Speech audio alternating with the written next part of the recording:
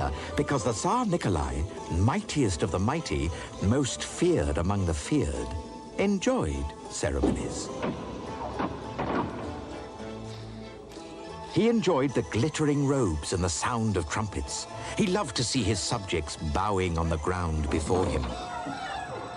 But what he liked most of all was to be given rich and extravagant presents. And he knew that today's present would be very extravagant indeed. For today, a royal prince from a far-off kingdom had come to ask if he could marry the Tsar's daughter, the Princess Alexeia. We present to the person of your Imperial Majesty, the Captain of the Anatolian Royal Guard.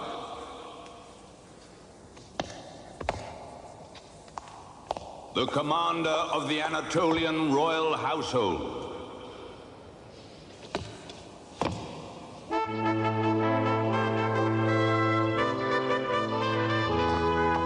The Crown Prince of Anatolia.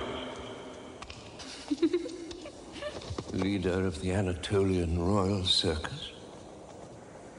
The Prince has a magnificent present for your Majesty. Let him approach the throne.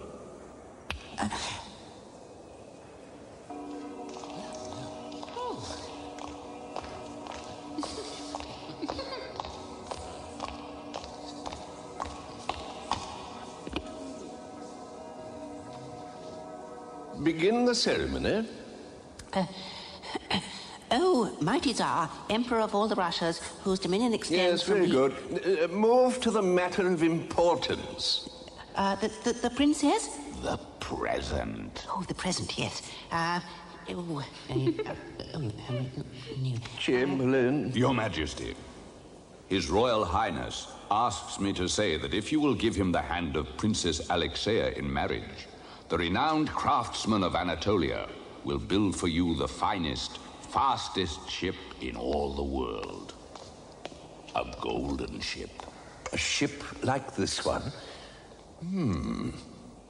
A present worthy of a princess, Your Majesty. Yes. Alexeia, come and see the... Alexeia. Yes, Father. Come now. What do you say? It's very beautiful. What can it do? Do? Why, it will sail swiftly across our lakes and seas. Shouldn't the Tsar's ship do something more? More? Yes. What else can it do? It can do nothing else, Your Majesty. Ha, Your Majesty. Let the Crown Prince know only what you would have the ship perform, and it shall be done. Very well. I shall give the hand of the Princess Alexeia in marriage only for a ship that will... a ship that will... Fly. Fly? A ship fly. Fly? Like a bird. Fly. Yes, that's good. Fly. A ship to fly in like a bird. Ha!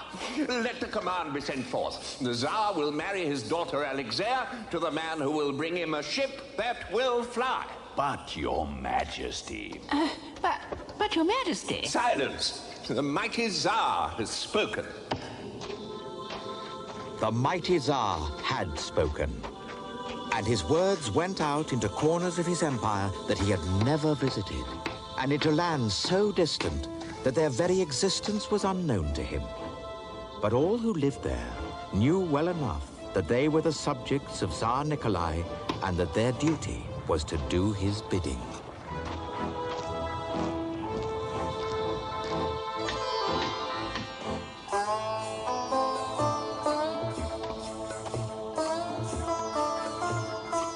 Wherever the Tsar's command was heard, there were men and women who saw their opportunity to serve him, although there were others who saw only the opportunity for idleness and a life of riches.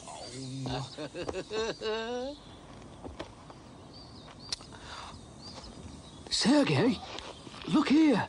It's gold. Quick, pull them out before somebody comes. Here, Give them to me. They must be worth 20 rubles. We'll keep them hidden. Don't tell anybody, eh?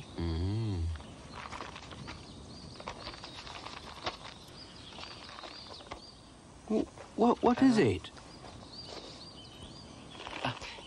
The Tsar demands a flying ship. This is it, Boris. This is what we've been waiting for. But, how can we make a ship fly? Oh, we won't make a ship fly. But we will get our hands on that money at last. Listen to me. This is what we're going to do.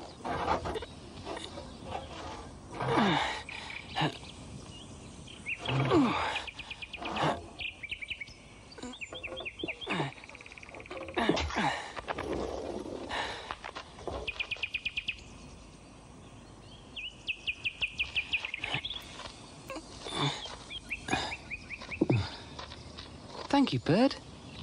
It's very kind of you to come and sing to me.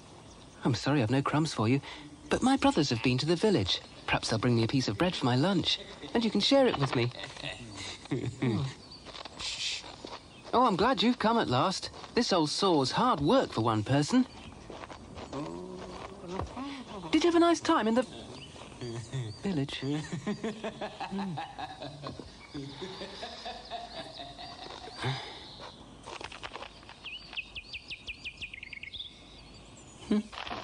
So you see, dear father and mother, although it will grieve us to leave you, this is our great chance. Yeah, our chance to make a fortune.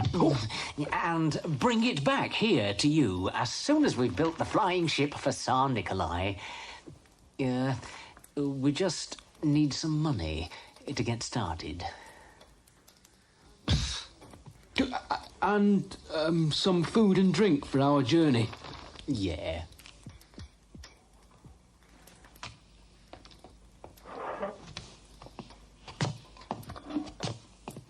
To serve the Tsar Nikolai, as I once served in His Majesty's army, is a noble and honourable thing. But will you not take your brother, Peter? Oh, he's too much of a fool, father. He would disgrace us. Just now in the forest, we saw him in conversation with a bird. Yeah. And you'll need him here when we are gone. Yeah, maybe so. Well, you have our blessing.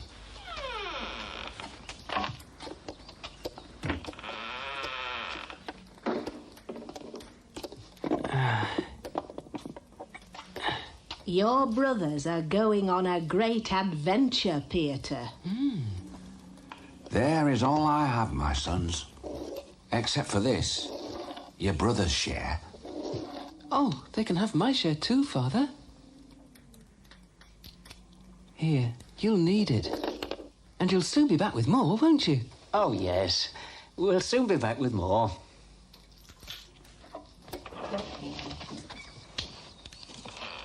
I served the Tsar with this gun. Take it, my boys, and let it take care of you. They say the Tsar's commands are fixed with golden nails, you know. You should go and look where you found it. Golden nails, indeed. You're the fool of the world, you are.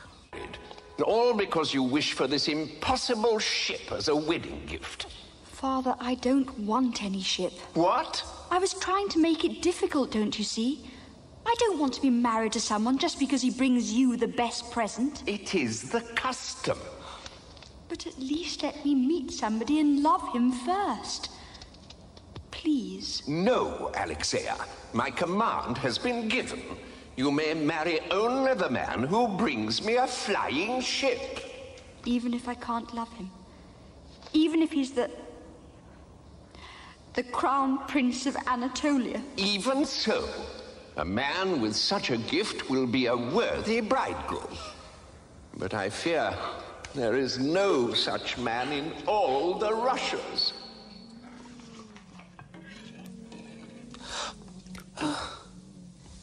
If only your brothers would come back. Don't worry, Mother. I expect they're in the Tsar's palace now, in fine clothes, with purses of gold to bring back to us. Do you think so? Oh, yes. They'll soon be here. But Boris and Sergei were not in the Tsar's palace. They had spent all their money on food and wine and were still only a few miles from home. If they could see us now, eh, Boris? Better than black bread and soup, eh? Yeah. What do you want, eh? Get on away. Yeah. Masters, I'm hungry. Can you spare a little for me? Oh, get your own food. This is ours. Go on out.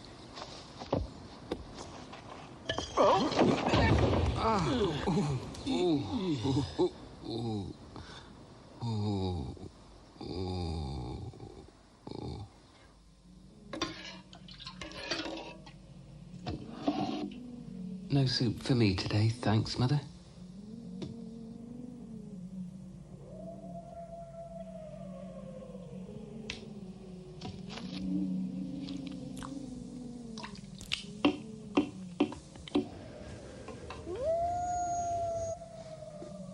Suppose they've been eaten by wolves. No, Father. They have your gun with them, remember? Ah, yes. My good old gun will look after them. But Sergei and Boris had not looked after the gun. It had gone to pay for their gambling. And the golden nails had gone to buy rich food and fine wine. Soon, the brothers were left with nothing except their clothes. And before long, they would have to sell those too. Don't worry, I'll find them. And I'll find us some food too, you'll see. Now you be careful not to lose your way. Come back to us safely, son. As soon as you can.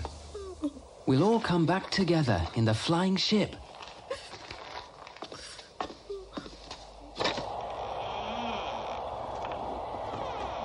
The wind blew cold and fiercely as Pieter set off on his search.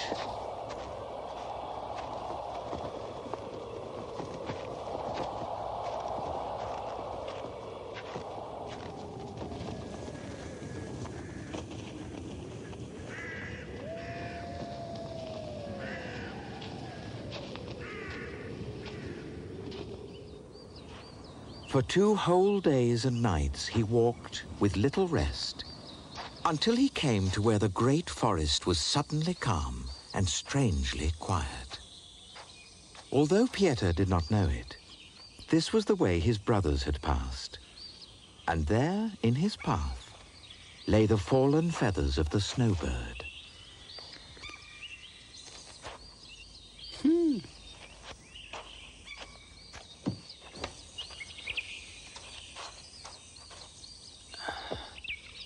Hello, Bird. How are you today? Oh, are these your feathers? I'm sorry, but I don't know how to give them back to you. I'll leave them here anyway. Good day, Master. Good day, sir. Have you journeyed far? Oh, very far, Master, very far. Would you like some food? It's not much, I'm afraid, but you're welcome to share it. First, let me guess what's in your bag.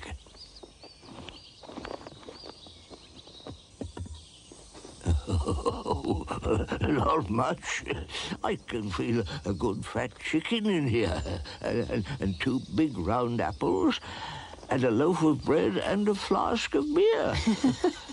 I wish you could, but all I've got is a... Oh. What?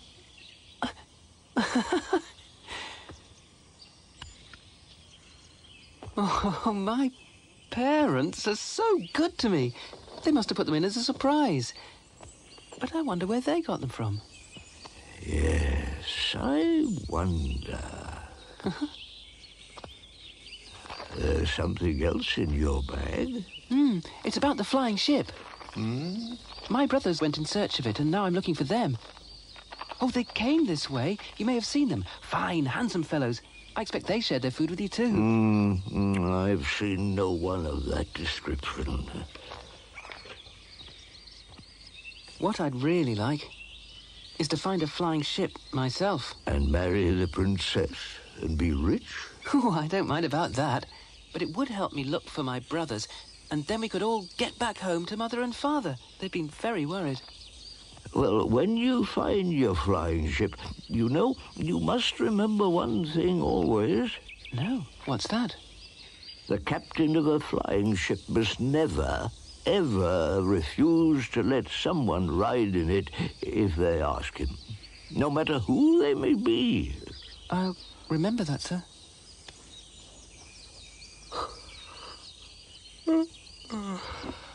Do you think I really might find a flying ship, then?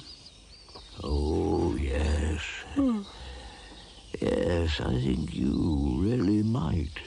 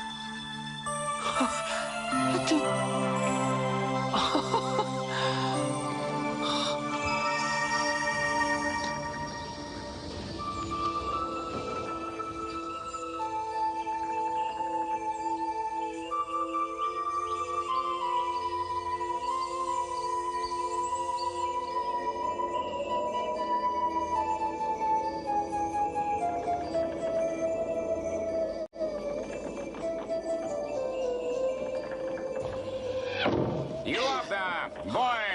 Room for me?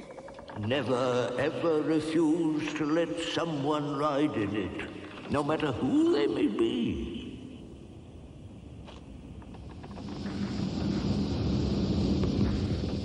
You could have hit me, you know. What?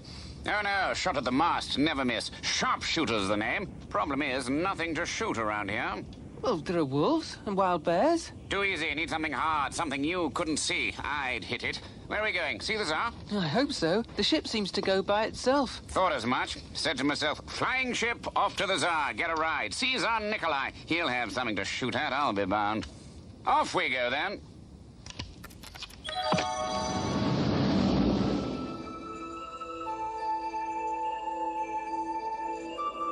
But the sharpshooter was not the only person who wanted to ride on the flying ship. They had not flown far when they saw below them a farmer with a bulging sack of straw, waving his pitchfork and shouting.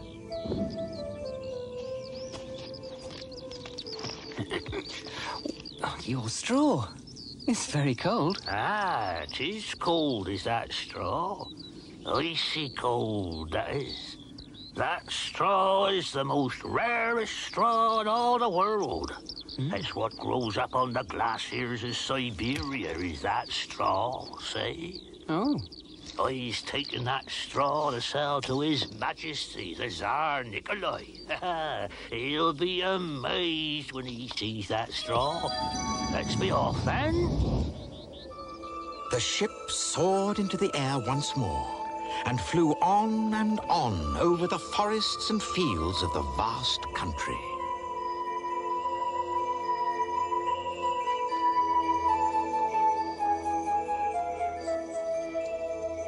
But soon, there were more travelers to join the party. Come on board. Oh, I'll just untie your leg for you. Oh, you mustn't do that. It's the only thing that slows me down, you see. Good afternoon, gentlemen. Yes, unless I tie my leg, you'll simply never catch me, I'm afraid. I run so fast they call me lightning, you know. Can't stop. Oh, well, the Tsar will have work for my boundless energy, I'm sure. Let me know when we arrive.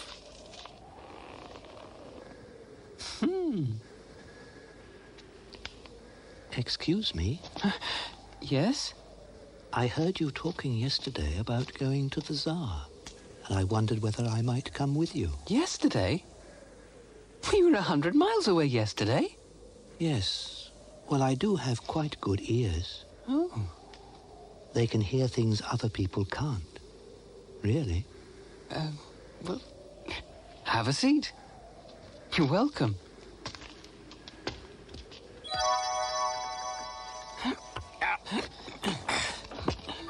Pietro was not sure whether to believe all the tales people told him, though he didn't really mind whether or not they were true. He knew that he had to give a ride in the ship to everyone who asked. Nevertheless, he was quite glad to meet two travelers who had no claim to anything special at all. The forester with his bundle of sticks, and his wife with her overloaded basket climbed on board with all the rest. And though the forester's wife took up the space of 3 people, she was so jolly and so happy to share her basket of cakes and pies with everyone, except for Lightning, who was still fast asleep, that nobody minded. And soon they were so cheerful and so sure of themselves as they sailed along among the clouds and over the treetops that they all began to sing.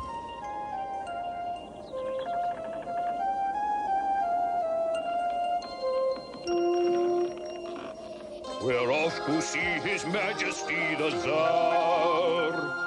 We're off to see His Majesty the Tsar. Our delightful little band will be famous in the land. Our friends will be amazed to see how very grand we are. We're off to see His Majesty the Tsar. We're off to serve His Majesty the Tsar. We're off to serve His Majesty the Tsar! I'll defend him with my bow. And I'll tell him all I know. It's so that we can grow what he desires from lands afar. We're the servants of His Majesty the Tsar. We're off to see His Majesty the Tsar. We're off to see His Majesty the Tsar. He will greet us joyfully and invite us all to tea, which we'll drink in diamond goblets by a golden samovar. We're off to see His Majesty the Tsar. We're off to tea, we're off to tea, we're off to see, we're off to see His Majesty the Tsar. His Majesty the Tsar. Shh. Quiet. Listen. I can hear trumpets and the sound of soldiers marching. I think it's the palace. Where? There! Look! Hooray! Hooray! Hooray! Hooray! Hooray! We're off to sea, we're off to sea, we're off to sea, we're off to sea. His Majesty the Tsar. His Majesty the Tsar.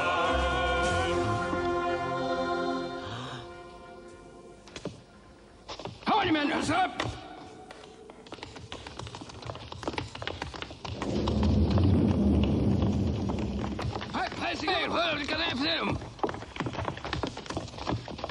Oh.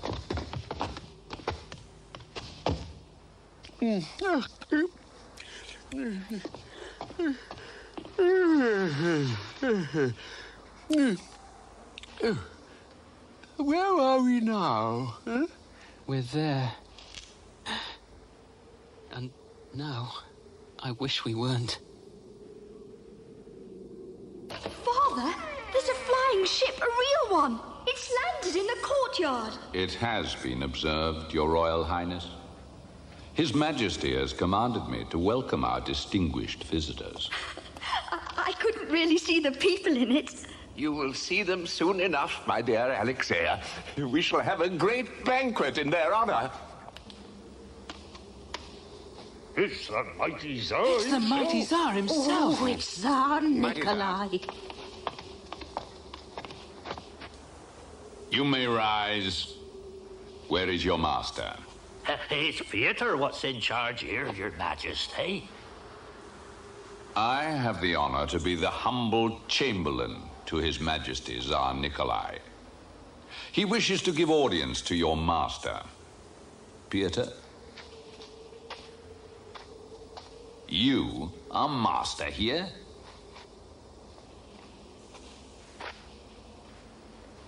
What are you? A woodcutter, my lord. And you?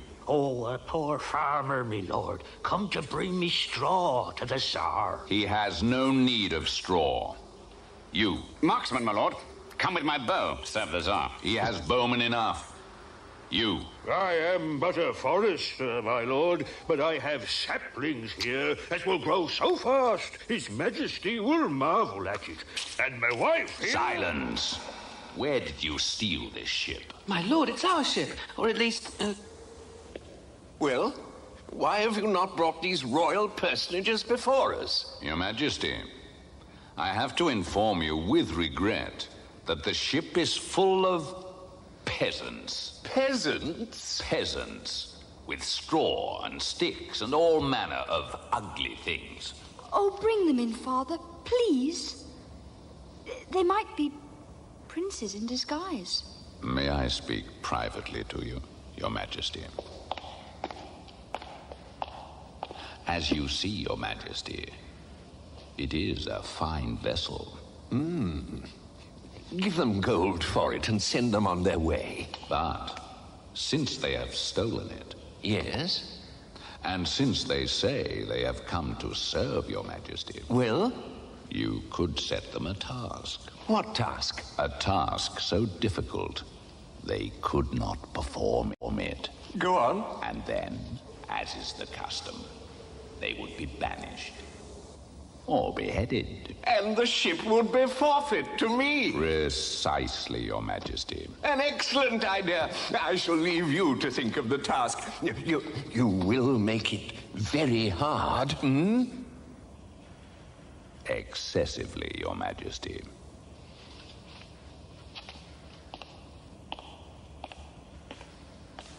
Lord Chamberlain, what were you talking about with my father? Nothing important, Your Highness. We were simply discussing arrangements for the banquet. Task? What task? He says that a great banquet is going to be spread out for us here in the courtyard. Told you, sir. Good, good. Splendid. Only, if we don't eat up every scrap and leave every plate clean, the task won't be complete, and we'll all be banished.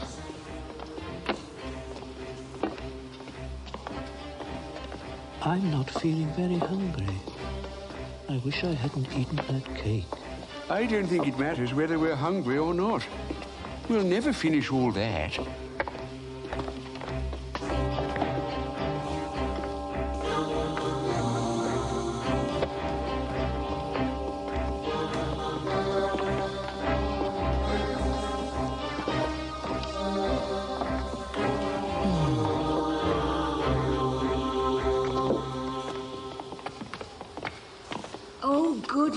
Lord, we thank thee for what thou hast spread before us, however little these poor morsels be.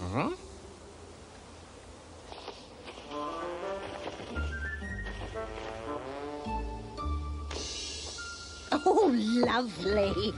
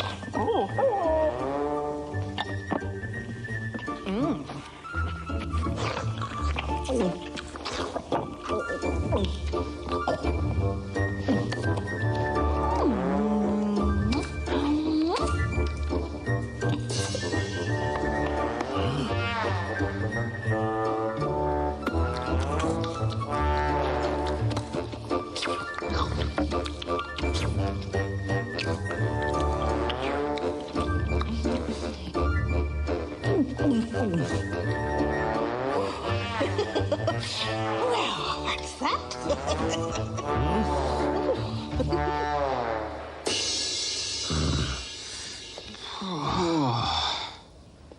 It was some kind of trick, Your Majesty. I will set them another task. They say this boy who leads them is a fool. See, he doesn't make a fool of you, Lord Chamberlain.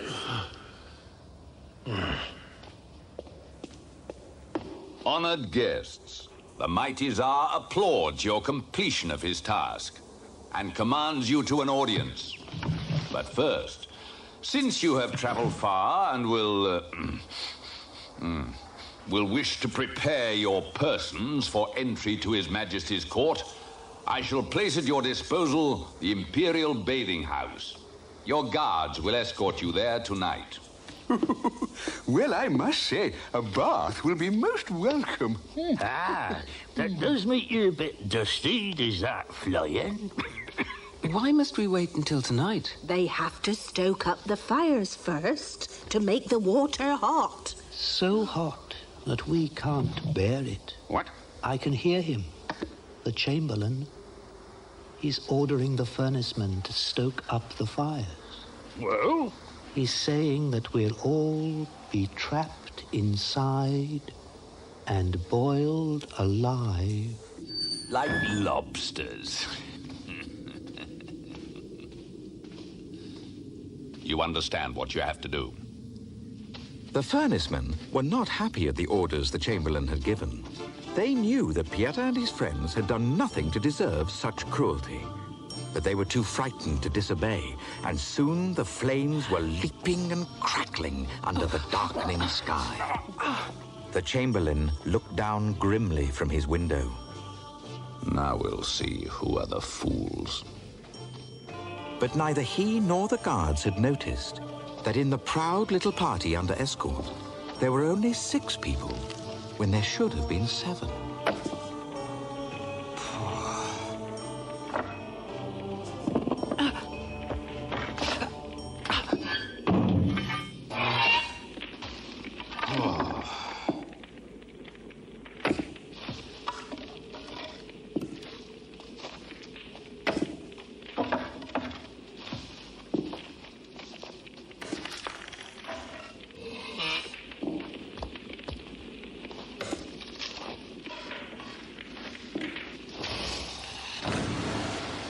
The ice-cold straw almost put out the fire completely, and the furnaceman had to hurry for more logs.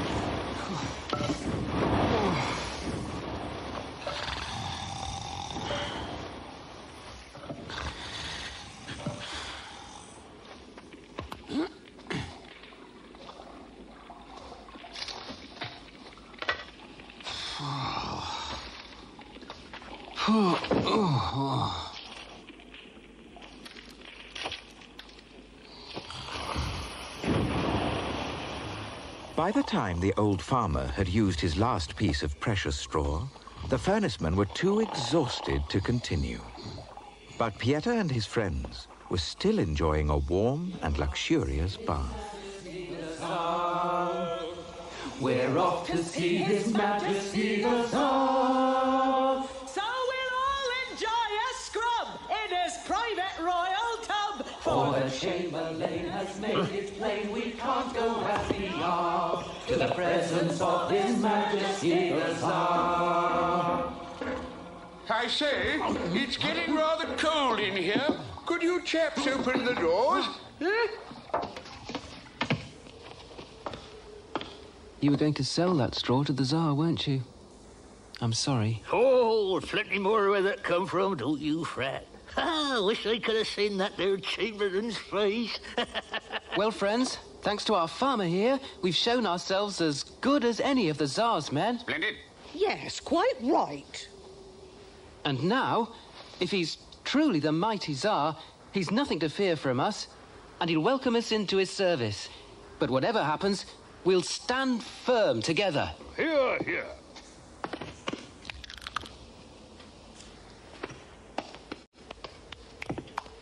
Oh. Hello, miss. Hello. It's a beautiful ship. Could I come and see? Well, yes. Can you make it fly? I wish I could. It only seems to fly when it wants to. But it is your ship. Well, yes, it is. But, look, if you'd like to sit down, I'll tell you what happened.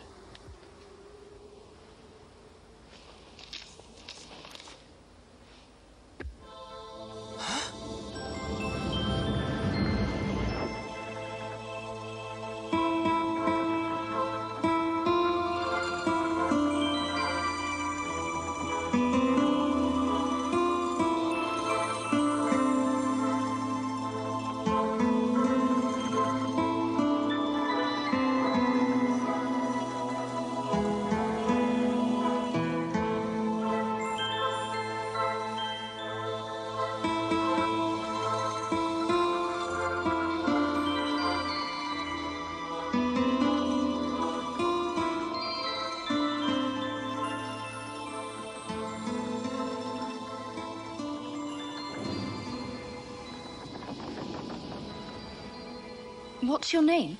Pieter. I'm a woodcutter. What's yours? It's Alexea. I'm the princess's serving maid. The princess? I wish I'd never heard of her. What? Don't you want to marry her? Not really. I just want to find my brothers and go home to my mother and father. They'll be so unhappy. Anyway, I'm just the fool of the world. I wouldn't be suited to the mighty Tsar's daughter. I ought to go. Thank you. Will you come again? I'll try. But as the Princess Alexea skipped back into the palace, the Lord Chamberlain was coming to tell Piotr and his friends of the last impossible task he had set them. And this time, it really was impossible. 1,000 miles away, across the grasslands and mountains and trackless wastes of Russia, there lay a magic lake of silver water. Piotr's task was to fill a bottle with this water, bring it back to the palace, and place it in the hands of the Tsar. Then, said the Lord Chamberlain, he would be able to marry the princess. If he failed, the ship would belong to the Tsar, and they would all be beheaded. But there was a condition. The water had to be delivered by the last stroke of 12 o'clock noon. And it was 5 minutes to 12 already. Oh, please, fly, ship, please! Come on, come on! Come on, Fly! come on, get up there! Fly, don't you see? Fly! Fly, why don't you? Come on! It's no use. Oh, are we off again? Jolly good. Should be. Ship won't go. New task. Go Lake Volskaya, fetch water. Don't fetch it in 5 minutes. Heads off. Oh, right. Give me the bottle. I told you I could run. But lightning. Untie me. Come on. Yes, lovely place, Lake Volskaya. My family used to go there in the summer when I was a boy. I remember it well.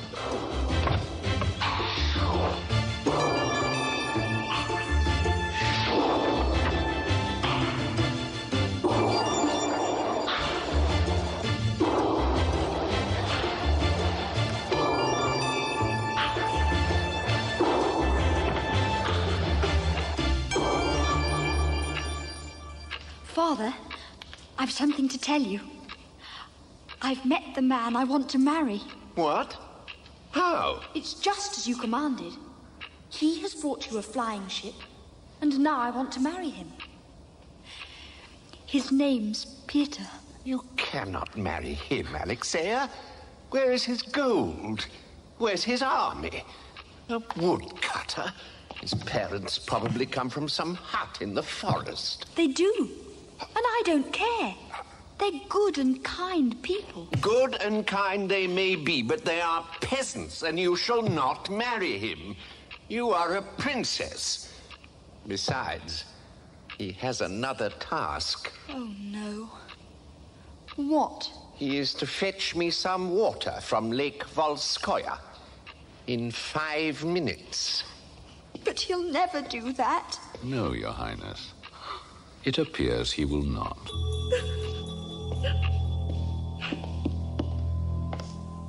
He must be here soon. Went so fast, should be here now. Quiet.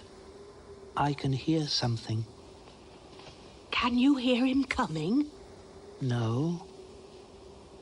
I can hear a sound. Yes. I can hear him snoring. He's fallen asleep again, is what he's done. We've got to wake him up.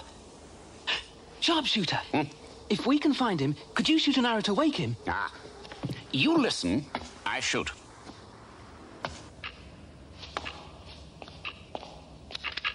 Now then, listen for him. Show me where. I can hear him snoring in that direction. And he's by the lakeside. I can hear the water lapping. He must be under a tree because I can hear the bees buzzing in it. An apple tree because I can hear the munching of caterpillars. Can you see him? Can you see him? Got him. Don't shoot him.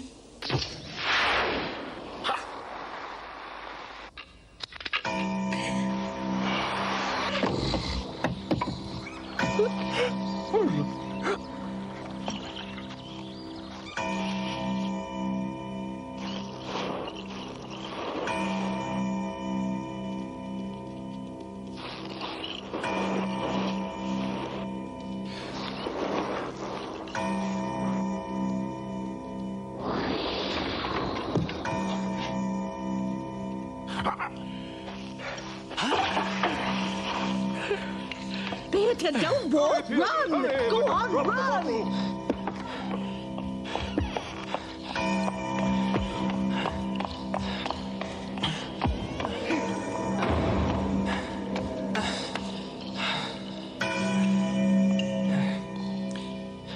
Your Majesty, we have performed all the tasks you have set us. Now we ask you to take the ship, but let us go. I want to see my parents and my brothers. My friends who came here to serve you but were rejected also want to go back to their homes. As for the princess, I could not marry the daughter of so fierce and terrible a father. I would rather wish to marry someone simple and kind, like her serving maid. Serving maid? What serving maid? That girl there. We talked together. Serving maid, indeed. That is my daughter, the Princess Alexea. And you will never have her as your wife. How dare you speak so to the mighty Tsar? To the dungeons with him. No, please.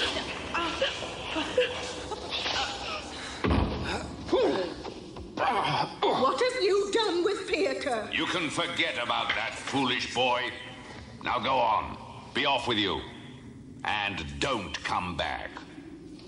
Tell your master, the Tsar Nikolai, that tomorrow we come at the head of an army mightier than his own to rescue our friend Peter. Let him look to his defenses. That was a brave thing to say, Forrester. But how can we raise an army? Friends, I told you about this bundle of saplings I brought for the Tsar. He had no need of them, but no tree will grow faster anywhere in the world. Tonight, let's plant them.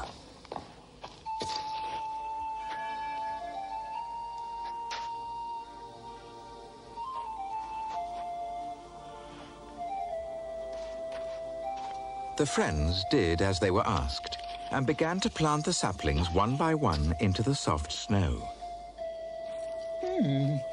Although they could not understand how trees would help them when they needed soldiers.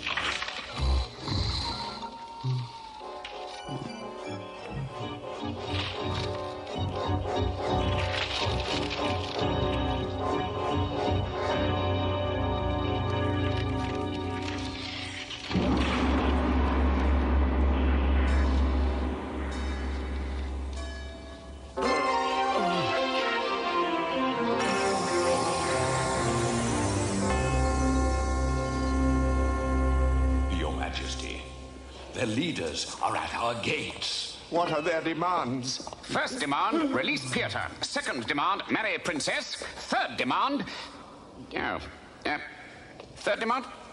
Our third demand, Your Majesty, is that we all should remain here to serve you and Prince Peter and Princess Alexia, with all the many powers we possess. What should I say? I should say yes.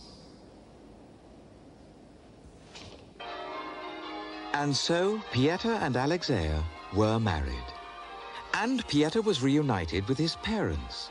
And even Boris and Sergei, who had come home and asked forgiveness, joined the grand ball that followed the wedding, and danced with the prettiest ladies of Tsar Nikolai's court. As for the Lord Chamberlain, he had to learn that the life of a woodcutter was a hard one.